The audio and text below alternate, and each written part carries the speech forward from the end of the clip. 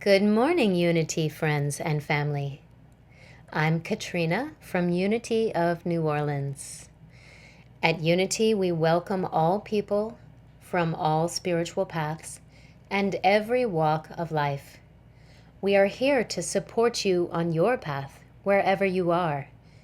We celebrate the diversity of our city and our planet, and we teach love, tolerance, and oneness. We seek to live in harmony with open hearts and open minds, and we offer positive, practical, and progressive teachings that support abundant living and the spiritual evolution of our planet. Our invocation: we are now in the presence of pure being and immersed in the Holy Spirit of life, love, and wisdom. We acknowledge thy presence and thy power, O Blessed Spirit. In thy divine wisdom, now erase our mortal limitations, and from thy pure substance of love, bring into manifestation our world according to thy perfect law. The Lord's Prayer. Our Father, who art in heaven, hallowed be thy name. Thy kingdom come, thy will be done, on earth as it is in heaven. Give us this day our daily bread, and forgive us our trespasses, as we forgive those who trespass against us. And leave us not in temptation, but deliver us from evil. For thine is the kingdom, and the power, and the glory, forever. Amen. So there was a man who was stranded on a desert island by himself for many, many years. And he was finally rescued one day. And when the rescuers arrived, they were confused to see that he had built 2 churches on the island. And so they asked him why. Well, he pointed to the one and he says, "That's the church that I go to." And then he pointed to the other and he said, "And that's the one that I don't go to." Now, we at Unity find that humorous, of course, because here we teach that all paths lead to God. So on Mary Beth's recommendation, I'm going to offer a series of lessons that lay out the philosophical and theoretical foundation of the Unity movement. I'd like to offer you some stories about our founders and share some of their beliefs. And I know that some of you have been members of Unity for a long time and these ideas are familiar to you, but I just encourage you to take this as a reminder of why you're here. Most of this information comes from the history and the archives at unity.org. And my objective is just to reveal that Unity is about oneness, inclusiveness, and love. So I thought a good place to start is to define the word unity. And I looked in the Merriam-Webster's dictionary. Unity is defined as the quality or state of being made one, as in unification, oneness, a condition of harmony and accord, a totality of related parts, an entity that is a complex or systematic whole. And finally, a 20th century American movement that emphasizes the spiritual sources of health and prosperity. So we're actually in the dictionary. And by definition, unity means oneness. And that is what we are all about. Unity is not a religion. We call ourselves spiritual, but not religious. It is for those who sense the depths of their own being and celebrate the awareness of a power greater than themselves. The teachings in Unity bring together ancient wisdom with modern interpretations of what it means to be alive and to be human. Unity inspires different ways to think about the force of love and intelligence that many people call God. Some of what you'll find in Unity might sound familiar, and other parts may be brand new to you. I encourage you to keep an open mind and an open heart. For our founders, Charles and Myrtle Fillmore, were certainly progressive and open-minded folks. I'm going to start with our values. The first one is inclusiveness. We are an inclusive, equitable culture of oneness. Second, inspiration. We inspire and awaken people to the divine within. Third, innovation. We seek continuous improvement in all that we do. 4, creativity. We create meaningful products, services, and experiences that have extraordinary impact. We believe in community. We are a community of collaboration, growth, and accountability, and service. We are here to serve. Unity is free of discrimination on the basis of race, color, gender, age, creed, religion, national origin, ethnicity, physical disability, or sexual orientation. So Unity has no dogma. Charles and Myrtle Fillmore, our founders, were actually reluctant to issue a statement of beliefs. They wanted to remain in a constant state of exploration. And Charles was actually not interested in even starting a movement, but rather wanted to share universal principles of truth. Throughout the years, they pulled together teachings of truth that flow through all of the world's great religions. And later, the leaders of Unity boiled them down to 5 basic principles. And they are, first, the force of love and wisdom that underlies all of existence, which may be called God, Great Spirit, Divine Mind, or Universal Intelligence, is all there is and is present everywhere. It doesn't matter what you call it, as long as you call it to you. God is the source and the creator of all, and this source is good and present everywhere. 2, human beings are divine at their core, and therefore inherently good. We are spiritual beings created in God's image, and the Great Spirit lives within each person, which is why we believe we are inherently good. 3, thoughts have creative power to determine events and attract experiences. So we believe that we create our life experiences through our way of thinking. 4, prayer and meditation keep us aligned to the one great power in the universe. And that is why we have a meditation and prayer segments during our Sunday service. And finally, it is not enough to understand these spiritual teachings, but we must practice and live these truths. Knowledge without experience is as useless as no knowledge. Unity has its roots in the New Thought movement. It is a blend of positive thinking, Spiritism, Eastern religions, metaphysics, and Christianity. The Unity spiritual movement started in the 1880s and began with classes, correspondent courses, a magazine, and a prayer ministry. The teachings were primarily based on the power of prayer and the power of the mind over the body. Our founders, Charles and Myrtle Fillmore, a couple from Kansas City, Missouri, both suffered lifelong physical ailments and had constantly sought healing. After they heard a particular lecture by a metaphysician named E.B. Weeks, Myrtle came away with a startling new idea. I am a child of God, and therefore I do not inherit sickness. So after 2 years of prayer and meditation, Myrtle healed her body of tuberculosis, a diagnosis which had given her only 6 months to live. And so Charles also began to investigate spiritual principles, and he healed a leg that had been damaged in a childhood ice skating accident.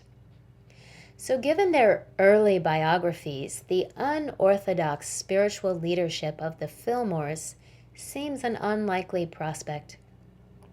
From birth, Myrtle Fillmore, 1845 to 1931, learned the religious values of the Methodist Church that her family attended near Pagetown, Ohio.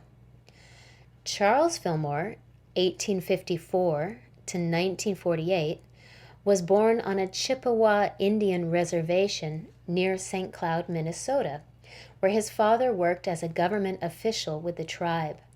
Charles was largely self-educated, he was agnostic, and a free thinker. When Charles and Myrtle married in 1881, they began exploring various theologies together, particularly the philosophies of a movement known as New Thought. Eastern spiritual ideas were especially influential with New Thought folks, leading the Fillmores to explore the ideas of syncretism, mysticism, and spiritual evolution. Syncretism combines different forms of beliefs and synthesizes the practices. Mysticism is the experience of direct communion with ultimate reality, and mystics report direct knowledge of God and spiritual truths through subjective means like intuition. Spiritual evolution involves the consciousness unfolding, developing, and changing. The Fillmores also studied spiritualism, Hinduism, Buddhism, Brahmanism, Rosicrucianism, Theosophy, Christian Science, and other mind science religions, believing that there was some good in every religion. Charles Fillmore wrote that he and Myrtle had taken more than 40 courses in metaphysical subjects, and the Fillmores were greatly influenced by Emma Curtis Hopkins, who was involved in organizing the New Thought movement. So the early influences of the Fillmores, we look to their books, magazines, and literature to discover more about. The family book collection, which is housed in the Unity Library and Archives at Unity Village in Kansas City, has 87 books that represent the family's interest in history, religion, philosophy, and literature, including the Transcendentalists. The first issue of Modern Thought magazine, published in April 1889, advertised 109 books and 94 pamphlets for sale, which they sold from their one-room office in downtown Kansas City. The subjects ranged from Christian Science to Theosophy and included Eastern sacred texts such as the Bhagavad Gita, the Upanishads, the Yoga philosophy, legends and theories of Buddhists, and the light of Asia. In July 1897, the issue of Unity magazine listed several pamphlets for sale based on the lecture series by Swami Vivekananda, a charismatic yogi from India whom they met in Chicago in 1893 when they went up there for the Parliament of World Religions. The Fillmores were devotees of Ralph Waldo Emerson, and they learned from the leading teachers, philosophers, and writers of the day. Both Fillmores intensively studied New Thought, Eastern religions, science, and philosophy. And to share the exciting spiritual teachings that they learned, the Fillmores published a magazine called Modern Thought in 1889. Charles dubbed the Unity Movement in 1891, and they renamed the magazine Unity in 1894. In 1893, Myrtle started We Wisdom, a magazine for children, which was published until 1991. Unity published its first book in 1894, which was entitled Lessons in Truth by Emily Cady. The book continues to be a mainstay in Unity teachings today. In 1890, Charles and Myrtle formed a prayer group that is now called Silent Unity, a 24/7 prayer ministry that responds to more than 2 million people a year through letters, telephone, and email. A second magazine was initiated in 1924, The Daily Word, which now circulates around the globe. In 1922, Charles Fillmore began delivering radio messages over the station WOQ in Kansas City. The classes that the Fillmores taught eventually grew into a seminary, which is now called the Unity Worldwide Spiritual Institute, where I am in ministry school, and we now have churches and study groups worldwide. The farm that they initially established to grow produce for their vegetarian restaurant in downtown Kansas City is now Unity Village, Missouri, a 1,200-acre incorporated town and the world headquarters for the enduring unity movement. So many people influenced the Fillmores, particularly the New Thought teachers like Emma Curtis Hopkins, Annie Ricks Millets, R.C. Douglas, Helena Blavatsky, Thomas Troward, and the Fillmores teachers all shared the same fascination with Eastern philosophy. So when they went to the Parliament of World Religions in Chicago in 1893, they learned about Buddhism and yoga, amongst other philosophies, and it was there that Swami Vivekananda, who was considered a key figure in the introduction of Hindu philosophies and interfaith awareness in America, spoke about religious tolerance and universal acceptance. From there, Unity founders joined other groups in challenging the widespread Western understanding of the divine. And while today the idea of one God expressed in different religions is popular, the notion was relatively new when the Fillmores began their quest. Unity is still teaching the positive and practical concepts from Eastern religions. Today we live in a religiously diverse nation, and through Unity's embrace of syncretism, mysticism, and spiritual evolution, we continue to demonstrate how listening to and honoring a variety of spiritual practices benefits our world. And now a little bit about Charles Fillmore. He was quite a character. He had no intention of creating a systematic philosophy or a movement, and he actually tried to keep that from happening. And that's why he founded Unity magazine. It was devoted to the spiritualization of humanity from an independent standpoint.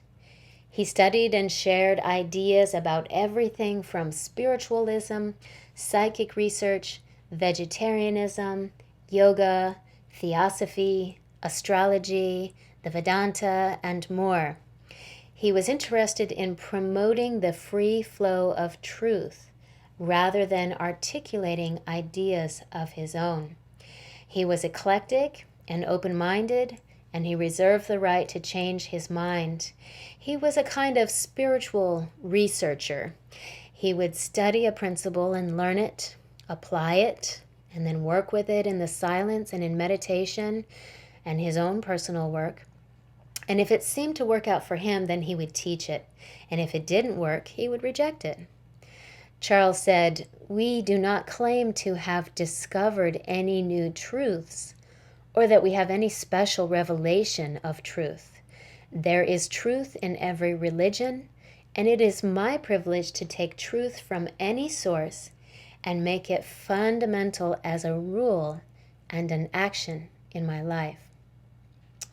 Steeped in Hinduism, Charles wholeheartedly believed in reincarnation. He felt a past life connection to ancient Egypt and chose the Egyptian winged disc as a symbol to represent unity.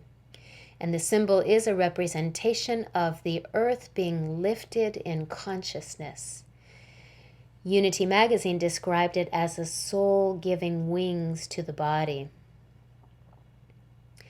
Now, in 1900, 97% of North America was Christian, and the other 3% was Jewish. So, the Eastern philosophies and New Thought ideas were largely unknown in America at that time. Charles was agnostic and open-minded, and Myrtle had a Christian background, so the couple explored Christianity as well. They believed that traditional Christianity had tragically been misinterpreted, and that they didn't really understand the message of Jesus. Charles became interested in decoding the true teachings of Jesus and distinguishing between Jesus the man and the Christ consciousness that he embodied. He stated that his objective was to discern the truth in Christianity and to prove it. He interpreted the Bible metaphysically, and he wrote the Metaphysical Bible Dictionary, which is considered to be one of the most important contributions to the Unity movement. Unity teaches that Jesus was a way shower and example, but not the exception. He manifested the Christ consciousness through his human form, and we all have the same potential to express that divinity that Jesus exemplified, because we are all made in the image and likeness of God. Unity considers the Bible a spiritual textbook and interprets it as a metaphysical representation of humankind's evolutionary journey towards spiritual awakening. Unity focuses on teaching the creative power of the mind and that thoughts are powerful tools, that we create success and prosperity through our consciousness, and that we have a direct connection to divine mind. Prayer and meditation strengthens our relationship with the Source, and these are, in essence, the same lessons that Jesus taught. Today, Unity is all over the world teaching universal truths. And because Charles had no intention of creating a movement or trying to codify truth, each Unity Center is unique. But our core values are the same: inclusiveness, inspiration, innovation, creativity, community, and service. We do not discriminate because we believe in oneness. There is one source of all things in a myriad of expressions, and no matter what God you pray to, by any name, it is still of the one source. We celebrate diversity and we seek to live in harmony, teaching love and tolerance. We believe in being open-minded and open-hearted. Unity is about personal growth, inspiration, connection, spiritual development, and most importantly, self-realization. We believe in supporting that which feeds, fulfills, harmonizes, connects, uplifts, and helps us to ascend. So we draw truth from all sources, whether it is Christian, Hindu, Buddhist, Jewish, Sufi, yogic, and many, many more. We believe that all paths lead to God, and we offer positive, practical, and progressive teachings to support you wherever you are on your spiritual path. So I have something really special to share with you. Unity Poet Laureate and leader James Dillett Freeman wrote his most famous poem, which was first published in 1948 in the Daily Word. And in August of 1971, this poem was famously carried to the moon by Apollo 15 astronauts James Irwin, David Scott, and Alfred Worden. Stored in a microfilm file, the poem was intended to be left there for future space explorations. James Dillett Freeman received a letter from Irwin in August of 1971, verifying that the fact that this poem was on board the Falcon lunar module on its mission to the moon. And then in November of that year, Irwin visited Unity Village to meet with Freeman. And I found in Unity Archives a recording of James Dillett Freeman reading his own poem. This is entitled, I Am There. Do you need me? I am there. You cannot see me, yet I am the light you see by. You cannot hear me, yet I speak through your voice. You cannot feel me, yet I am the power at work in your hands. I am at work, though you do not understand my ways. I am at work, though you do not recognize my works. I am not strange visions, I am not mysteries. Only in absolute stillness, beyond self, can you know me as I am, and then but as a feeling and a faith. Yet I am there, yet I hear, yet I answer. When you need me, I am there. Even if you deny me, I am there. Even when you feel most alone, I am there. Even in your fears, I am there. Even in your pain, I am there. I am there when you pray and when you do not pray. I am in you, and you are in me.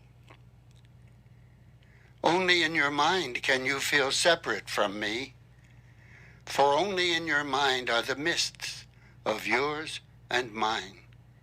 Yet only with your mind can you know me and experience me. Empty your heart of empty fears. When you get yourself out of the way, I am there. You can of yourself do nothing, but I can do all, and I am in all.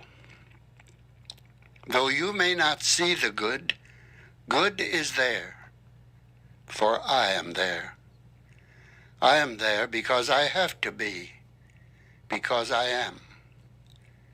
Only in me does the world have meaning. Only out of me does the world take form. Only because of me does the world go forward. I am the law on which the movement of the stars and the growth of living cells are founded. I am the love that is the law's fulfilling. I am assurance. I am peace. I am oneness. I am the law that you can live by. I am the love that you can cling to. I am your assurance. I am your peace. I am one with you. I am. Though you fail to find me, I do not fail you. Though your faith in me is unsure, my faith in you never wavers. Because I know you, because I love you, beloved, I am there.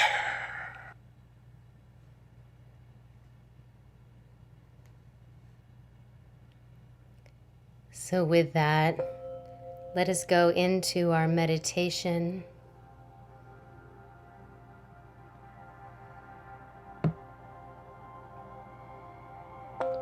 So close your eyes and begin to breathe slowly and deeply.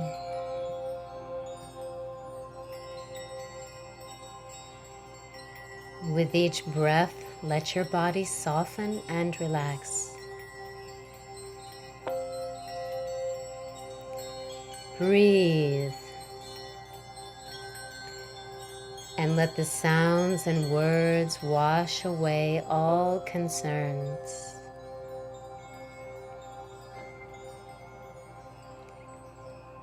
Allow yourself to receive these truths and let them soak into every cell of your being.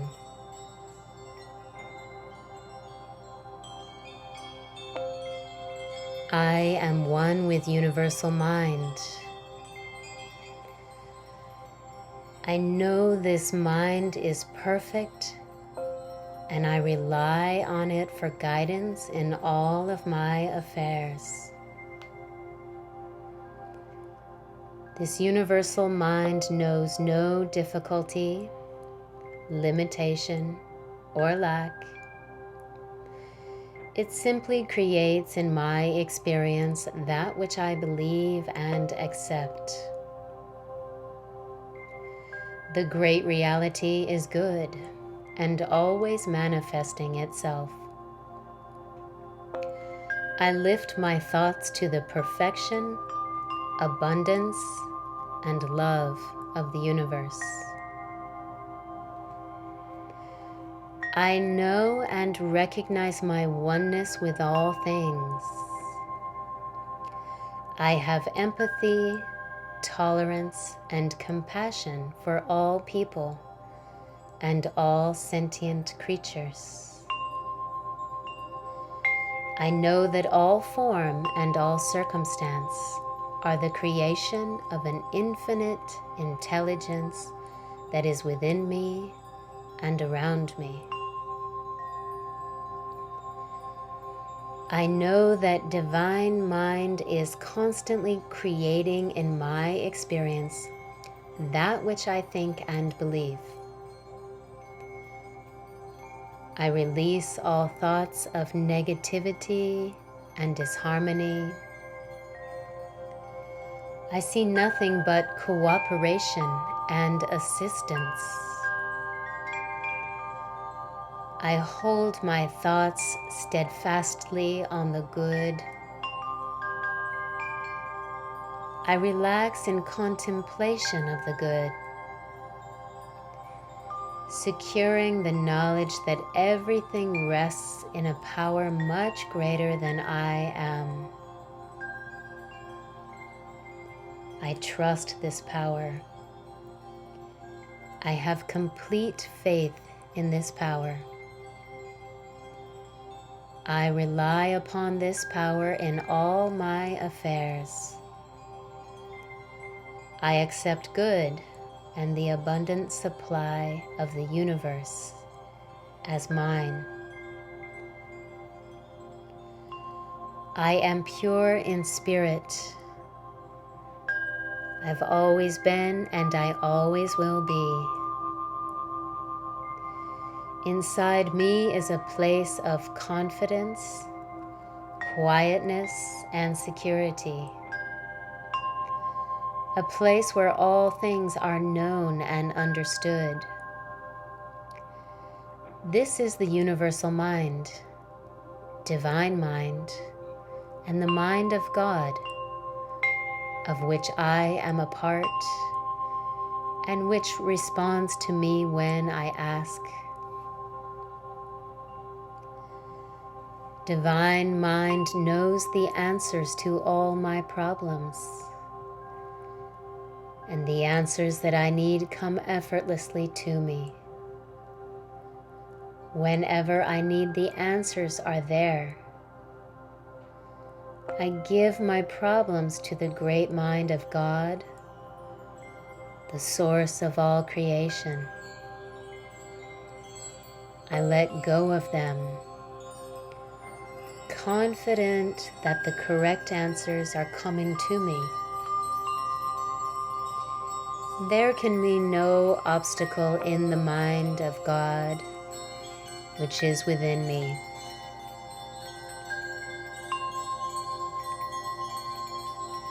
Everything that I need for my work and fulfillment is coming to me. I perceive the hand of the divine intelligence all around me. This intelligence which created all things is within me and all around me. My body is a manifestation of pure spirit, and this spirit is perfect. Therefore, my body is perfect.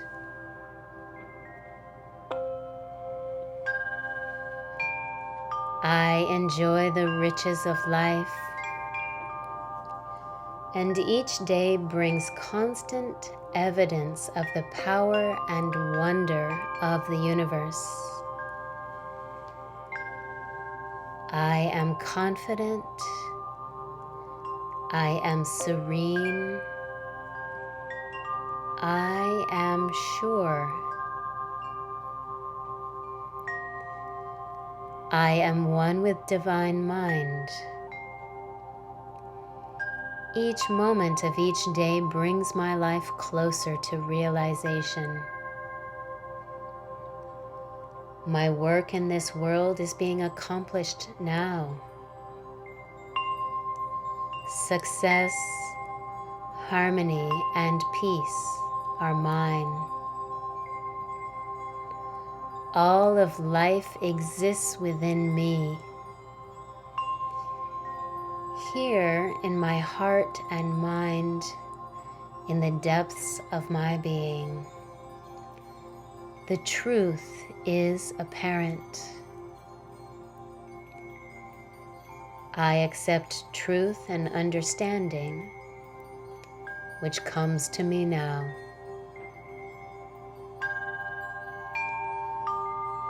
I am the center of the universe. The universal mind has made itself manifest through me. My purpose in life is to reach ever upward and outward, to expand in knowledge, love, and unity. I place my future in divine hands. I keep my thoughts focused on truth. I am filled to overflowing with the power, abundance, and love of the universe, which is within me and all around me. I am one with the Source. I am oneness.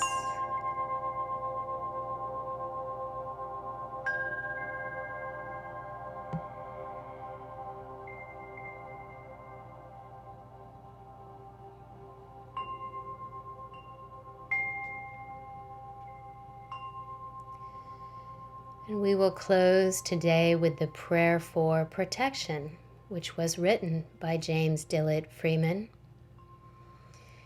We're going to use it like an affirmation. The light of God surrounds me. And now say, I am the light. The love of God enfolds me. I am the love. The power of God protects me. I am the power. The presence of God watches over me. I am the presence. Wherever I am, God is. And I am safe and secure. The Lord watches between me and thee while we are absent, one from the other, and helps us to know that we are all one in spirit. and so it is. Blessed be. Namaste. Amen.